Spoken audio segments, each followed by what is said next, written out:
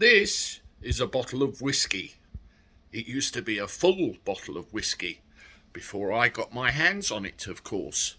But there's one very, very vital thing you have to understand with me. I never allow having a drink to affect or get in the way of my work. So important, particularly when I drive a car.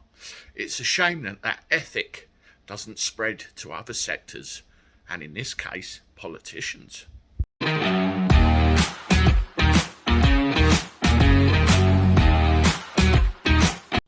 How do everyone? Welcome back to the channel for a Thursday. Hope you're doing all right. It's been a reasonably good day getting some content done for you fine people. If you haven't done so already, can I ask you to subscribe to the channel, hit the notification bell, and give the video a like as well. Yes, it's all about alcohol today, isn't it? Or the consumption of, or the consumption too much of in this case. You know, we all like a good piss up as well as the next person. Go out and have a good time and sink a few beverages of your choice.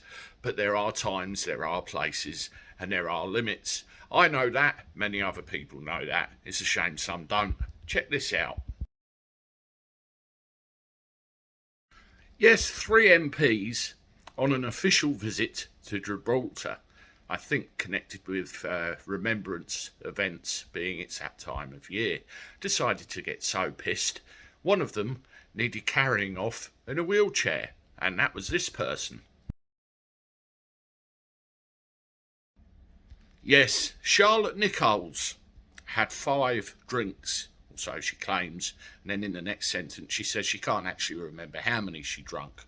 Looking at her size and her build, I would probably say she can't drink as much as she thinks she can. That with the fact of cabin air pressure at 30,000 feet and medication, you're asking for trouble. The other 2 that were with her were a bit leery with arrival staff on the ground when they got there, and somebody had to intervene to stop it escalating. The whole thing was a PR disaster, and now Andy the Cabby's talking about it. The moral of the story is, if you're at work or if you're on an official visit, especially when you're in a position such as a Member of Parliament, when you're supposed to be setting an example, this lot will be in there next week complaining about how sleazy the Tories are after all. You've got to behave yourself. Dear, oh dear, oh dear.